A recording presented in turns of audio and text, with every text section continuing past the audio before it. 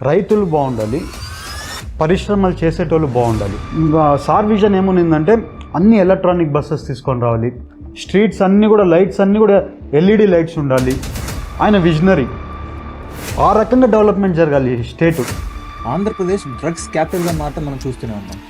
మీరు పవర్లోకి వచ్చిన తర్వాత డ్రగ్స్ని నిర్మూలించడానికి ఎటువంటి చర్యలు తీసుకుంటారు? ఎస్పెషల్లీ యువతకి ఈ డ్రగ్స్ అంతా అలవాటైపోయి చెడిపోతున్నారు.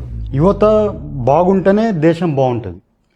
జగన్మోహన్ రెడ్డి గారు నియంతృత్వపు పాలన చేస్తున్నారని మీరు అనుకుంటున్నారు? ఎంత ఇవాళ చూస్తే రోడ్లు బాగాలేవు, ఒక్క ఎయిర్పోర్ట్ కట్టలేదు, ఉండే ఫ్లైట్లు రావట్లేదు. ఇవాళ ఎక్కడికి పోయినా కూడా ఇరిగేషన్ ప్రాజెక్టులు జరగలేదు, క్యాపిటల్ రాలేదు.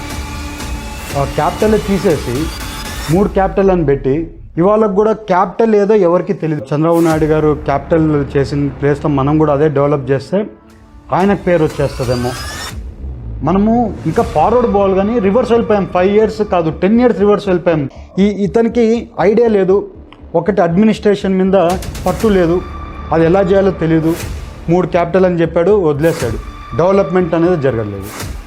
అందరు కూడా 7 కాన్స్టిట్యున్సీ వాళ్ళు అందరు కూడా రెడీగా ఉన్నారు, ఎప్పుడు ఓటేసి ఈ గవర్నమెంట్ పంపించి కొత్త గవర్నమెంట్ని తీసుకొని వద్దామని. ఎందుకంటే ఇప్పుడుండే గవర్నమెంట్ అందరిని ఇబ్బంది పెట్టింది. పవన్ కళ్యాణ్ గారు